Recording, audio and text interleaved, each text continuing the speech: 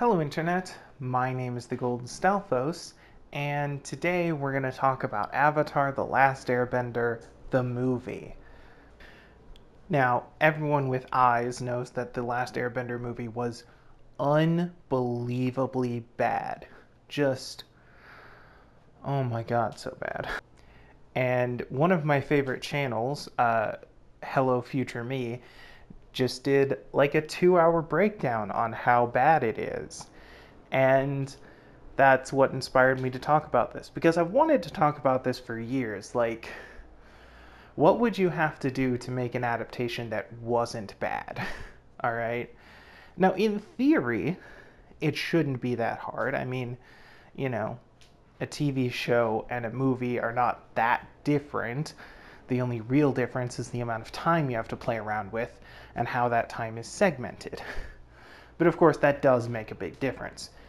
And on that level, you could say, okay, the storyboard for the movie is just going to be the original run of the show with a couple things cut out of it for time, you know? And also probably a couple things cut out of it for pacing. Like in the original show, each episode has to go through its own 5 act structure and end on a high note, before leading into the next episode. Unless it's a two-parter, then those two parts together do that.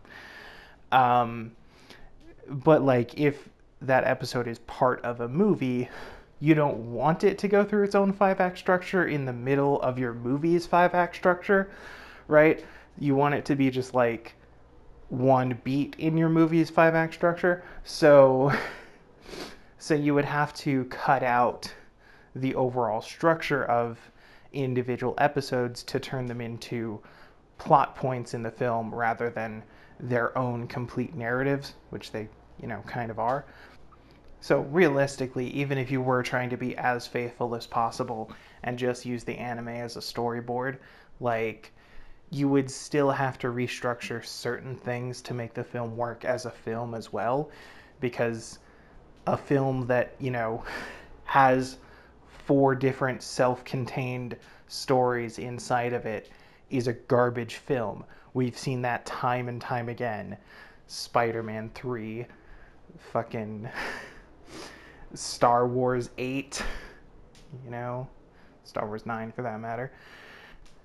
Having too many threads to your story, especially if they don't interact with each other in any way or, wrap up correctly, just kind of makes your story into a giant fucking mess. And that's never good. So even a truly faithful story would have to bend things around a little bit to avoid becoming that giant mess. But it's also important to note that you can't just make, a film that is roughly equal to the runtime of the series and call it a day, because films aren't that long. Maybe you can pull a Peter Jackson and spend 4 hours on one film full of epic shit that goes from, one huge moment to another and, has all these big battles and everything. But like, let's be real. Even the most epic films usually aren't that long, And it could also be argued that some of Peter Jackson's films really shouldn't have been that long. How dare you destroy The Hobbit like that, you fucking... Anyway, separate issue. So let's be generous and say that you expect your audience to sit through a 3-hour film every time you make a film on this series. And it would have to be a series of films, let's be real. How much episode can you fit into 3 hours? About 8, give or take a bit. Each episode is slightly longer than 20 minutes because, it has to fit within a 30-minute time slot and have room for like 4 ad breaks. And so there's room for almost 3 of them per hour. But, once you get to a certain point, you can't just approximate like that. So we'll say 8. All right, so if you can get 8 episodes per film, and each season is 20 episodes, that's kind of rough. I mean, first of all, each season ends on a big finale, so you can't really just like move fluidly between seasons, right? Like, you can't have movie number 3 start with the invasion in the Northern Water Tribe and then just go on to them hanging out in the Earth Kingdom for 4 episodes, you know? Like, that's ridiculous. The structure just doesn't work at all. So you have to somehow split 20 into 8, which, fun fact, you can't do. So instead, you have to make a choice about what gets cut out. Um, and the series, in its original format, doesn't really have a lot of excess. There are a handful of episodes that are meant to appeal to the, villain of the week episodic format that Nickelodeon wanted. Um, there are episodes like, even relatively important episodes like the Blue Spirit. Like the Blue Spirit comes after the storm, right? Immediately after, right? But like nothing about the Blue Spirit really depends on the storm. Like, our characters got sick from being out in the rain, I guess, but you could just say they got sick. Like, it doesn't really matter that much. You know. And I mean, narratively, like, this conflict between Aang and Zuko and this camaraderie between them is like a follow up from what happened with their, with their backstories in the previous episode. But, like, it could just be an isolated incident just as easily. And so you can watch the Blue Spirit without having seen the storm and still know what's going on and still have a full, complete picture of the story. It's better if you've seen them in order, but you can watch them out of order. In season 1, this logic applies to almost every episode that isn't a two-parter. They may have like 1 or 2 lines that reference their overall goal, like the after the winter solstice episodes, there are a handful of times when characters mention the importance of the solstice. But that's it. Like, for the most part, the episodes are completely standalone and interchangeable. The Great Divide could happen before the winter solstice or after the winter solstice or at any time. Same thing goes for the fortune teller and Jet and, a couple of them do specifically depend on when they happen. For example, the Southern Air Temple kind of has to happen at the beginning of their journey or else it doesn't work. And the Northern Air Temple kind of has to happen right before they reach the North Pole because it's the northernmost place before the North Pole. I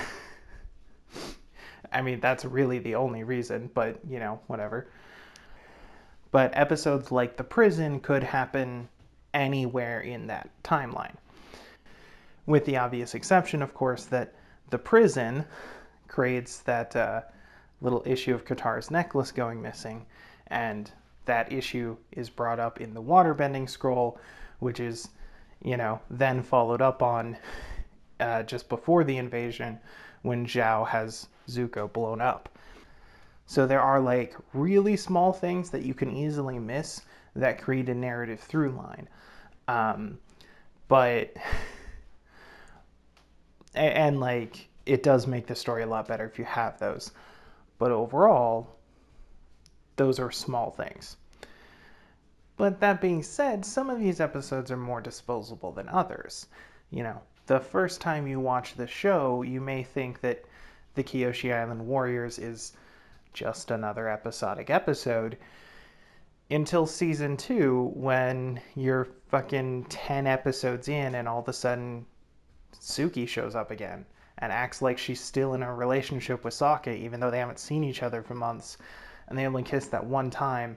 And he already had that whole thing with Yue in the middle, and apparently didn't even tell her about it. Like, what? What? like seriously, she didn't even know about it until the Ember Island players. How? How? What? Anyway, but Suki isn't the only character that randomly comes back way later without you expecting it. Haru and the people from the Northern Air Temple also just randomly show up for the invasion, as does Jet's crew. Although Jet's crew was also kind of part of the story in season two. So, and Jet showing back up in season two isn't like weird because he shows up as a refugee, which he is, and it works, right? It makes sense. So, you kind of feel the need to include these characters, even if their stories are completely episodic, because of the impact they have at the end, you know? I mean, in theory, you could do the Day of Black Sun invasion without Haru or the guy from the Northern Air Temple, you know? Like, it wouldn't be that hard to work around it. But, you know, you kind of should include them. Oh, yeah, and the swamp people are there too. I forgot about the swamp people. Uh... So, in the end, when we're looking at season one, the only like full episodes that you can completely cut are The Great Divide, which is like kind of interesting. Like, it shows the dynamic between Sokka and Katara really well, and it, highlights Aang's troubled role as like being stuck in the middle all the time and having so much responsibility placed on him, and like, you know, it's cool, but but a lot of people weirdly hate it because like I guess it was overused on Nickelodeon at the time when it ran. I didn't watch the show originally on Nickelodeon. I watched it on the DVDs shortly after it came out because we didn't have cable, so we just collected DVDs from like wherever we could get them cheap. Um, so I had the box set of season one and watched it constantly for several years until the box set for season two became available to me. um, so yeah, that was my experience. But in that view, The Great Divide is just the same as any other episode. It's a nice little character moment, a nice little world building moment. It gets you connected to the refugees and things like that, but it's not like integral to the plot or anything. And the fortune teller, you could argue, is more important to the plot because it sets up the whole Katang situation a lot more. But I mean, that's already heavily foreshadowed in like literally everything. So whatever. You can lose it. It's fine. You might also think that the episode where they go to Omashu is kind of whatever, but it does help move the plot along. They get new supplies and they get like directions on where to go and stuff, and it sets up Omashu as an important place for later when it becomes important. So I mean, Boomy himself isn't that important to the story. He's important to Aang, of course, but he doesn't play a huge role in the plot. But the city of Omashu is an important place during season two, when Azula's attacking and such. You could also make a case for Fort Bato of the Water Tribe and The Deserter to be fairly expendable episodes. I mean, they set up character conflicts and drama and stuff, but they're not like new conflicts or new drama, you know? And it doesn't really tell us anything we didn't already know. Like we get to see Sokka do his rite of passage thing, and it's cool. But like, we already knew that Sokka really cared about his dad and really looked up to him as a warrior and really saw himself as not quite there yet as a man or whatever, Um, and we already knew that Aang, like really cares about these guys, but is worried about losing them. He's worried about failing, all that kind of stuff. So like, and we also already knew that they would stick by him even in a terrible situation like this. Like it's cool to see it all demonstrated, but it's not something we don't know from context earlier on. And in The Deserter, there's just a bunch of like time spent like teasing that Aang might learn firebending, and then he doesn't really. Um, and in fact, he ends up being like scarred and well, emotionally scarred, um, and swearing never to do it again. But then he does it again later, and like with surprisingly little resistance, considering how important this moment felt at the time. So like honestly, taking this moment out might make it work better, you know? But whatever. But I would say those episodes are much heavier on character moments, so it might be harder to justify removing them. Even if the character moments they explore are, extensions of things we already know about the character. So, of our 20 episodes, there's maybe 4 that can be removed, and all of them take place in the second half of the story. Which at first sounds nice because, like, the whole invasion and the Northern Water Tribe thing could probably use a bit more time. But then we end up with the problem that you know, if we cover each half of the story as one film, right, then the first half has to cover 10 episodes in 8 episodes worth of time without any clear episodes that can be completely cut. And the second half needs to cover, 6 episodes in 8 episodes worth of time. So that's a bit of a disconnect, don't you think? Now you could move the whole, winter solstice thing into the second half, but then literally all of the important story beats would be happening in one film, and the other film would be left without a climax, and uh... No, wait, sorry. I was looking at the episode list wrong. I assumed that the winter solstice would happen at the midpoint because it's a midpoint kind of thing, but it doesn't. It happens at episode 7 and 8. So that actually might be doable. Um, yeah, you could have one movie that covers up to episode 8 basically beat for beat, moving a couple things around to make sure that the plots aren't overlapping too much. Um, and then a second movie that follows from episode 9, the waterbending scroll. Uh, so it would be 9, 10, 12, 13, 17, 18, 19, 20, I guess. That could kind of work. Um, the second film would definitely need a lot more rearranging of plot in order to work. But yeah, you could maybe do that. Yeah, I mean the winter solstice is a decent climax if you were looking at a film structure and looking for a climactic thing to happen. It's not as good as the invasion, obviously, but it's decent. Now, admittedly, the actual midpoint of the season, the Blue Spirit would probably make a much better climactic finale to a series or to a movie. But I think the Storm actually works really well as an opening.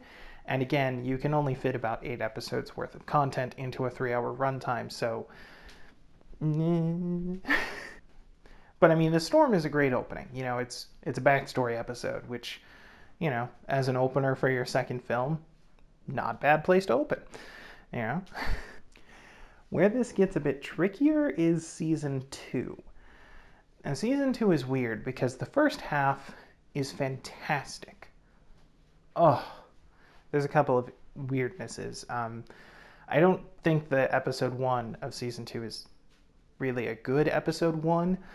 I mean, it basically exists to answer the question, well, why doesn't Aang just use the avatar state and auto win? Which is the kind of dumb, pedantic question that, like, doesn't deserve an answer, because if you were paying attention to the show, you would already know. But whatever, it's fine to put that in just to have it in the text, whatever. But why is that your intro to the new season? That's so... It makes more sense to start with their journey to Omashu to meet an earthbending master. And so from there, in the first half, right up until they lose Appa and everything goes to shit, they just spend all of their time doing episodic stuff.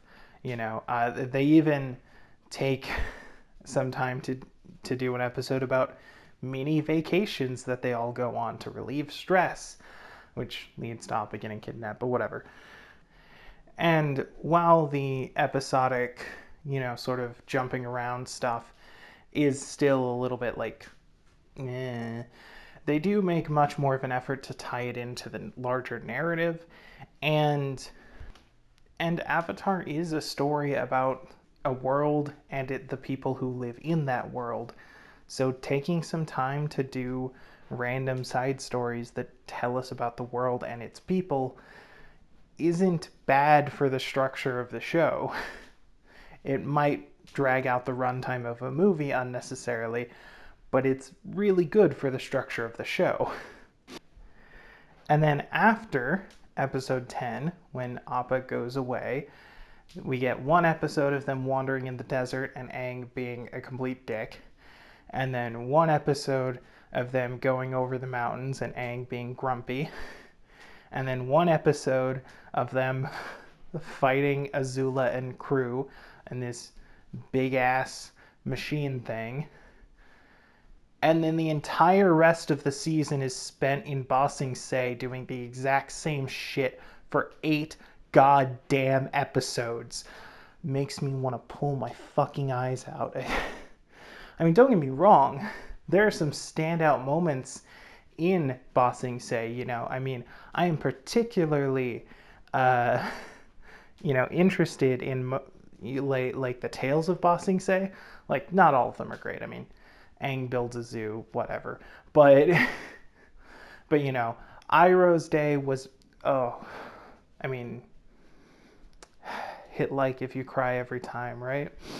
How old is that meme? Almost as old as this show. Almost.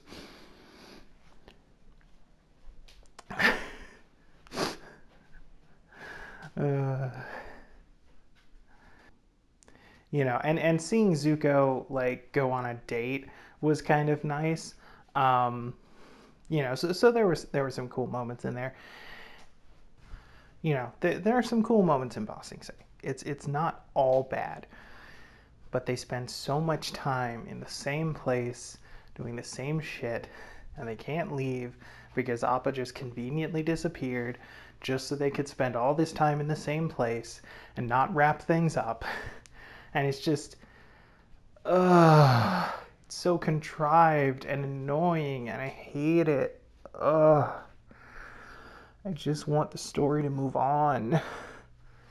Like I kind of get, spending a bit of time in the Northern Water Tribe. And honestly, I would have liked it if there was one more episode because it feels a little bit short. But like, seriously, you did not need this much time in Ba Sing Se. You just didn't.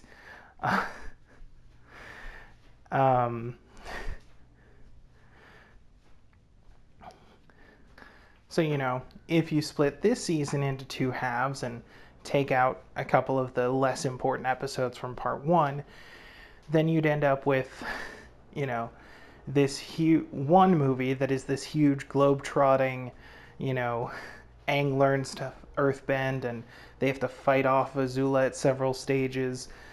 Thing, this whole big thing that lasts for a long time and ends with this crippling loss and loneliness.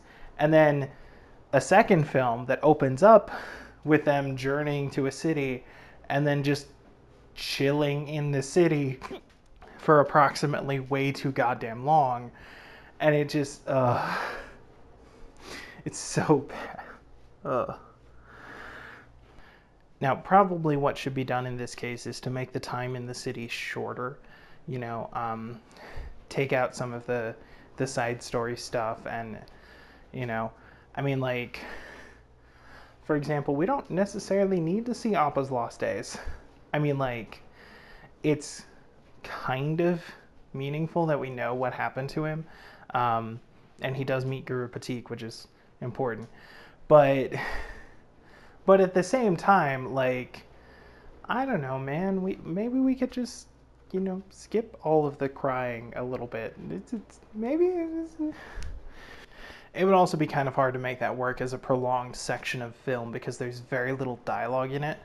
Um, so like if you cut down Appa's Lost Days, so it's just, oh, he runs into Guru Patik, and then he goes to meet, or he gets directed to where Aang is, and he tries to go there, but he ends up, you know, underground, right? So we know how he got there, and that's it, right?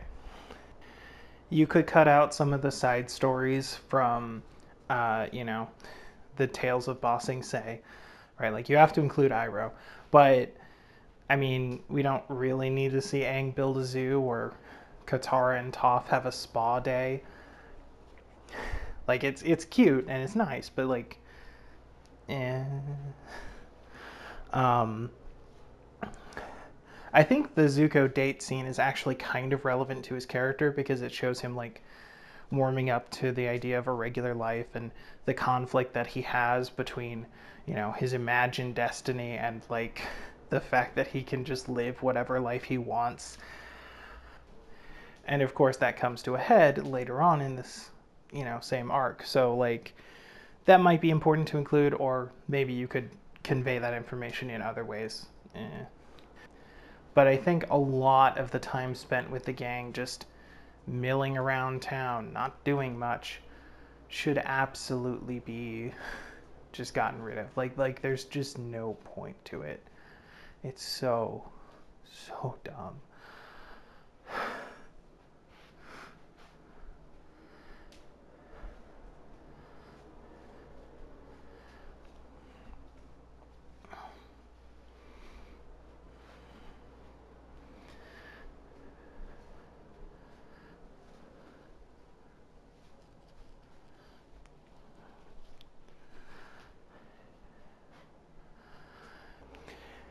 So, if you end up cutting like 3 episodes worth of content out of Ba Sing Se, uh, and just making, first half, second half, then it could work. It could work. Um, but of course, season 3 is the hardest to do like this because it's 21 episodes instead of 20, and absolutely none of them are wasted. Like, at all. I mean, you could make the case that some of the episodic stuff before the invasion should be like shortened or maybe cut out, but like all of it is at least somewhat important, and some of it is like super important from a character perspective. Like, can you imagine Avatar without the beach? Like what would that even?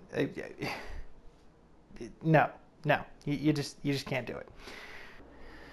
I mean, in the second half, there's a little bit more you could play around with. Like, you could cut out the Ember Island players since it's basically a self parody episode, and, like, whatever.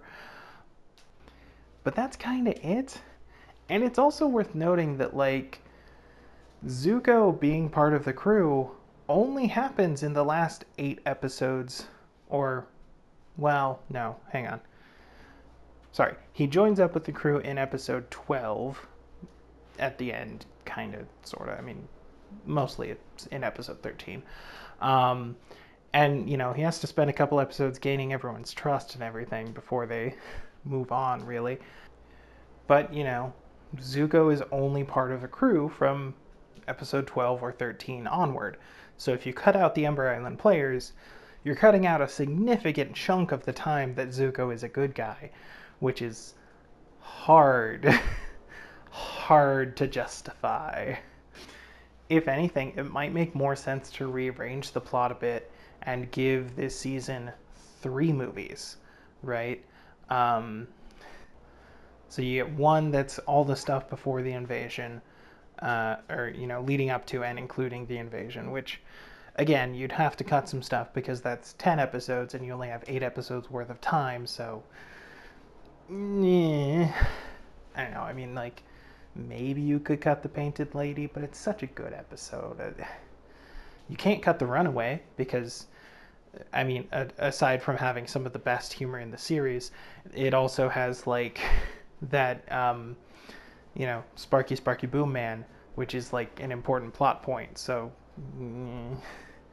I don't know, man. Like, and you absolutely can't cut out the Puppet Master. Like, oh my god, the Puppet Master. See, anyway. But whatever, you find some way to rework it so that those first 10 episodes become one film. Then you have another film where it's just, you know, the time Zuko spends with the crew, right? And he has his little side adventures with everyone. Maybe you add an adventure with Toph to, you know, run out the runtime. And I mean, you'd still probably skip the Ember Island players. I mean, there are a lot of important character moments, and seeing themselves parodied helps them reflect, and it's great. But I just don't think there's time for a self-parody moment in the middle of a movie, you know? I mean, you could even argue there wasn't enough time for it in the original series, since that season is an episode longer than normal, and that is the most, you know, fillery episode of the bunch. And then your final movie would just be, you know, the Day of the Comet, right? Like, just the big battles and the big, you know, emotional moments that follow and all of that, right? I suppose you could throw in all the stuff with the lion turtle too. So yeah, so that would be one film. You know, those like 4 episodes would turn into one film because, like, quite frankly, they could use some extra time. I mean, it's, you know, and then the rest of the season would be split into 2 films, right?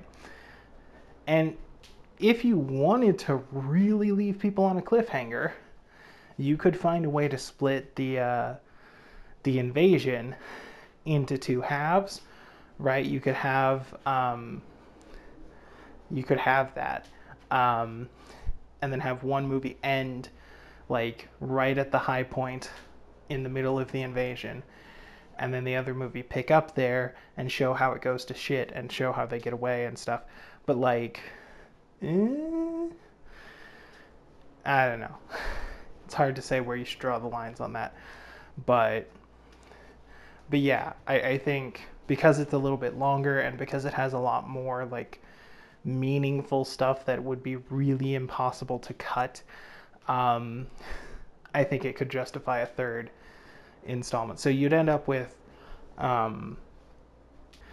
3 seasons transformed into 7 films, which isn't like crazy. I mean, there are 8 Harry Potter films and only 7 books, and there are, you know, lots of other.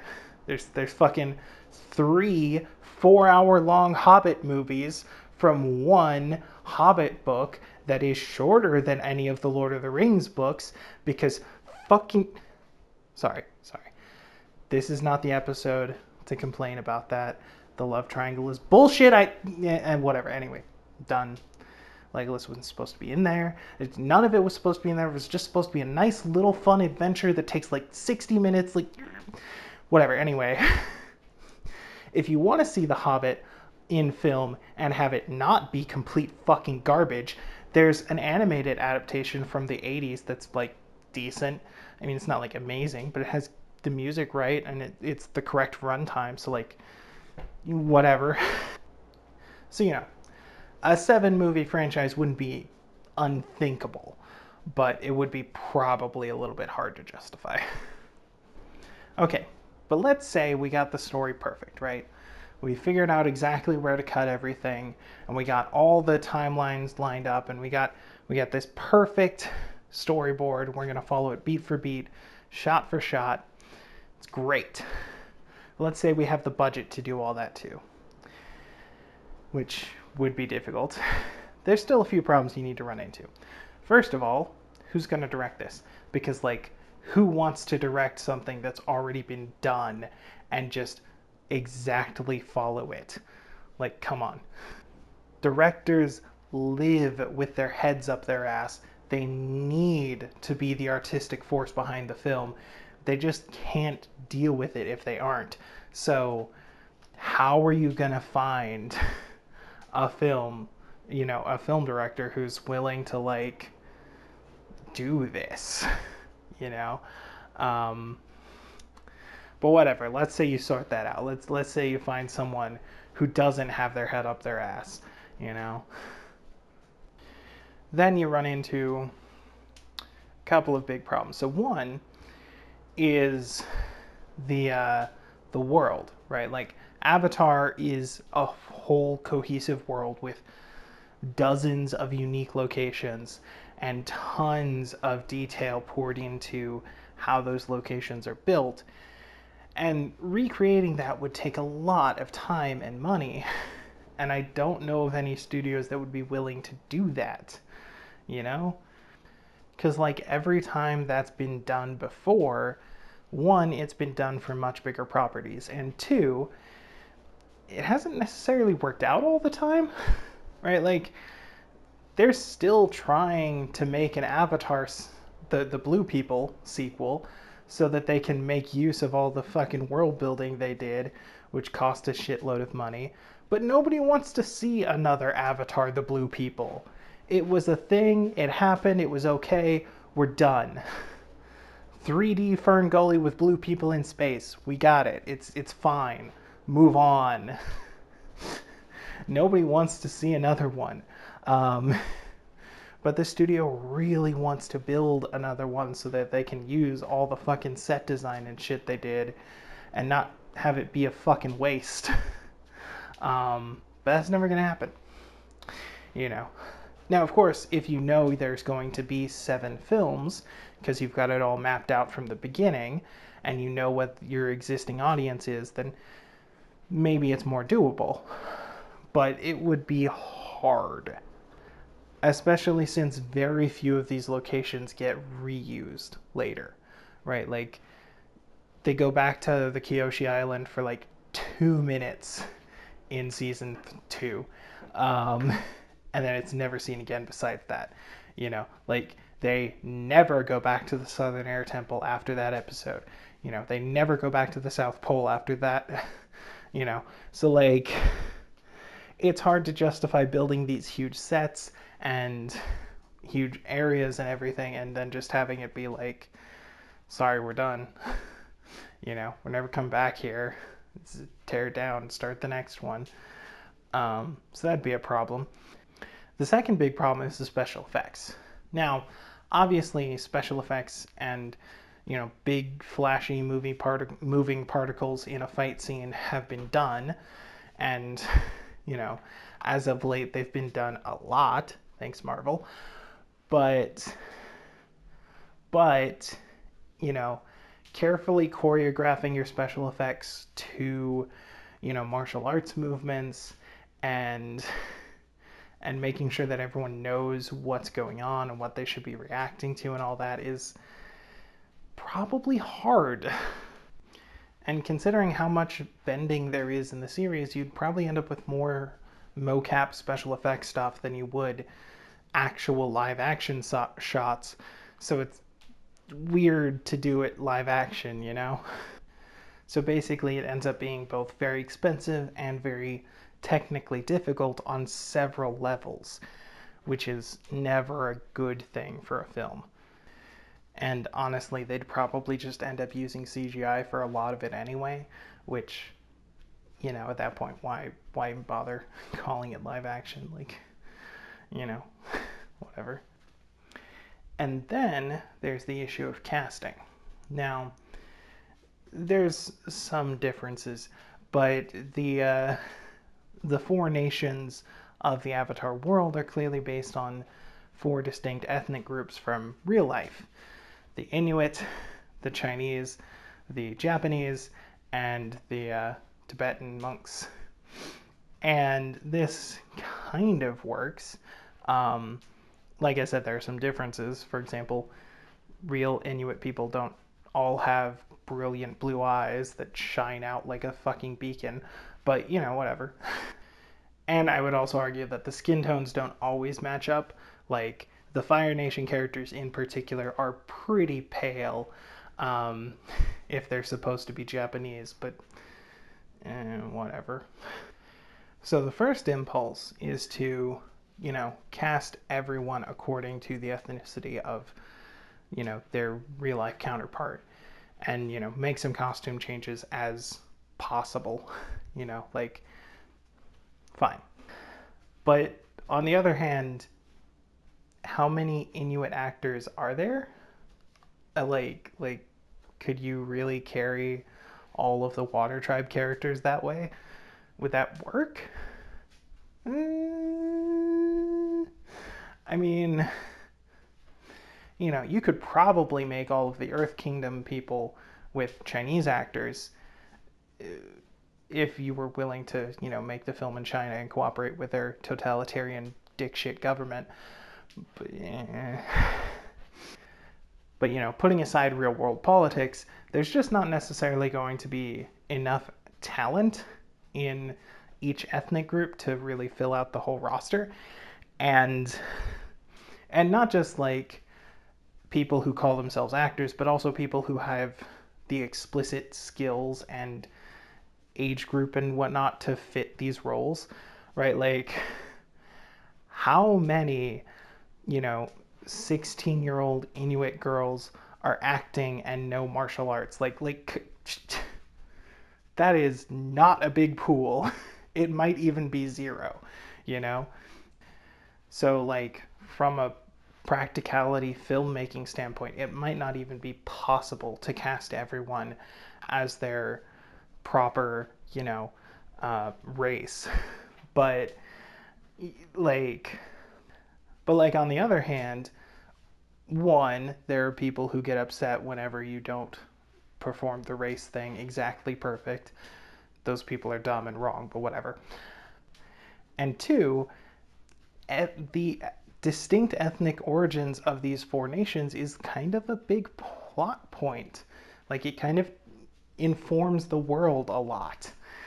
And so if you can't do that, then it creates a problem, you know? Um,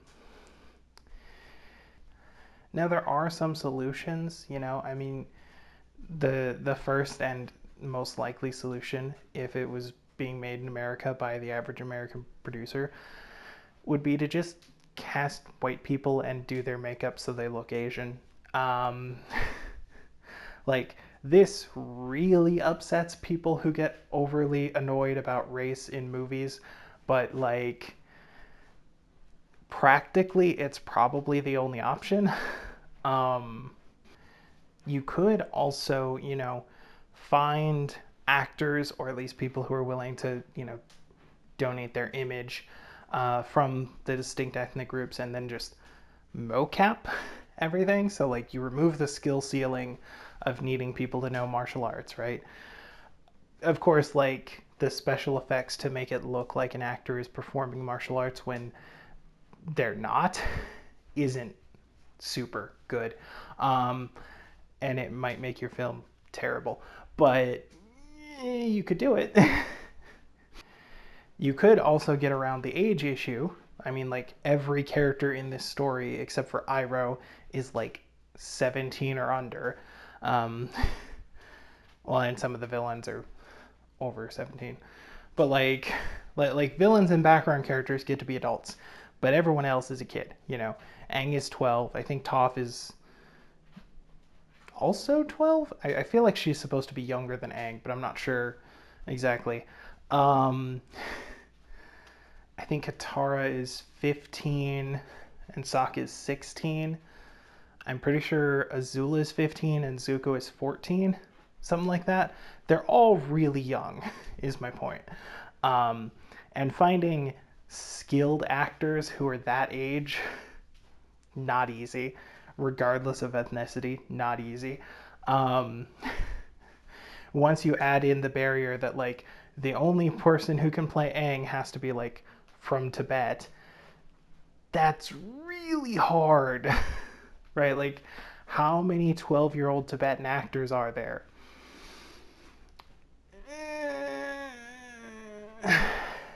It also creates the problem that if you're going to be doing this film series for 7 films, your characters are going to age. And in a series like Harry Potter, it's fine. But in Avatar, the story doesn't take 7 years, it takes 1 year. So um, that could be an issue. Now, you could sidestep this by, hiring actors who are adults and using special effects to make them look younger or shorter or whatever. I mean, I don't know how realistic that is, but I mean, Shia LaBeouf is not 4 feet tall, and he plays a character who is 4 feet tall, so presumably there's something you could do with special effects there. But honestly, it might just not be possible. Um, so, there's tons of issues with how you would cast this. Could you get people of the correct ethnicity and skill group? Could you work around the issue of their skill? Could you, get people of the correct age and ethnicity? Could you work around the age issue? Could you work around the ethnicity issue without people yelling at you? Probably not. So there's just like no good option here. I mean, what Shyamalan did is definitely the worst possible option. It just made everyone in the film white except for the Indian actors who played the bad guys. But the Fire Nation isn't even supposed to be Indian, they're supposed to be Japanese, so it's just like, why? What? How'd you do it all wrong? Like, I can understand that you have to compromise on some of these things because there's not a good answer for all of them, but like, this was the worst possible answer. I also find it kind of weird that he made the Indian actors the bad guys when, like, I don't know. Maybe it's just because there were more Fire Nation characters than anything else, so he thought he could give more jobs to. I don't know. It's so weird. Anyway.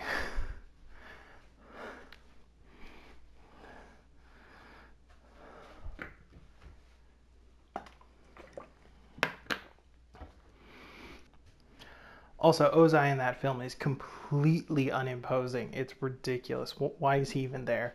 You're not supposed to see him in season 1. That's. Anyway. But assuming you're able to figure out a way to, you know, get your actors that like mostly fit the character descriptions and have people be happy about it or at least not angry about it. Could you still make a good film that way? Like, if you had the budget and the time and you got your actors close enough to make people happy and you followed the story about like what we laid out, would it be a good movie? Maybe. Maybe. Probably not. We'll see. I mean, we won't see because no one's ever going to do that. But Netflix is still, for some reason, trying to make a live action version of the series, but as a series. Um, which doesn't make any sense to me. Like it's already a series. The only point to making it a movie is that some people think that movies are more legitimate than television, but those people are wrong and stupid anyway, and they should all just, die from old age already so we can move past their dumb ideologies. But, but like, I don't know. I don't. I don't know how a live action show is better than an animated show, basically.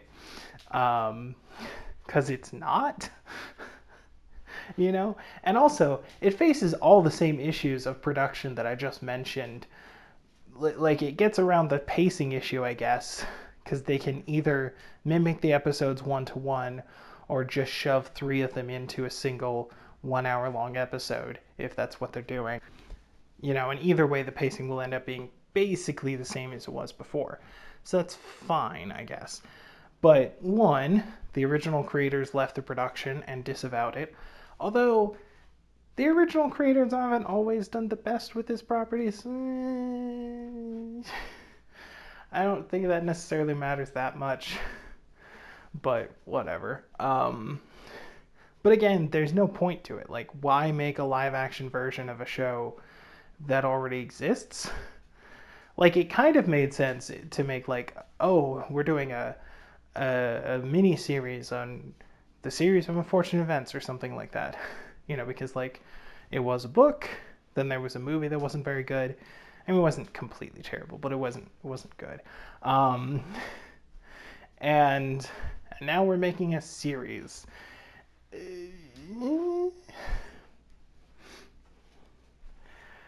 I honestly don't know why the movie was the way it was. Like, the casting was pretty great, honestly. And a lot of the performance and set work and like makeup and like, it looked fucking spot on. But and like, I honestly like the way Olaf was portrayed in that version. Even though it's a little bit off book, it's still kind of exactly what Olaf is, honestly. Um, like, it's simultaneously not at all what he is and exactly what he is. And I don't know how he manages to do that, but he did.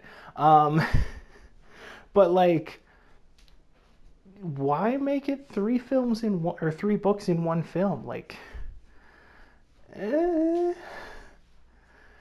I mean, maybe they just thought the first book wasn't long enough, or I don't. It's so weird. Anyway, but my general point is, like, if you're, fixing an adaptation that was bad and making, something like that out of a book, then sure.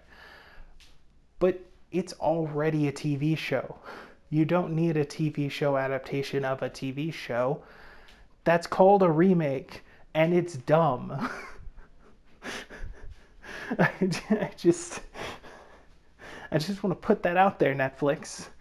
You're just remaking a thing that already exists, and you've already lost the support of the community that is supposed to be behind this thing.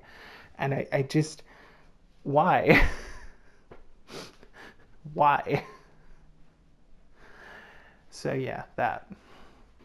Not to say that Avatar wouldn't work as a TV series, because obviously it did, but it already did that, so. So anyway, that's what I think it would take to make a decent Avatar film, or set of films. Um, and it would be basically impossible, and it's never going to happen. So, yeah. Thank you for coming to my TED Talk. I'll see you in the next life. Laters. Hey, thanks for watching the video.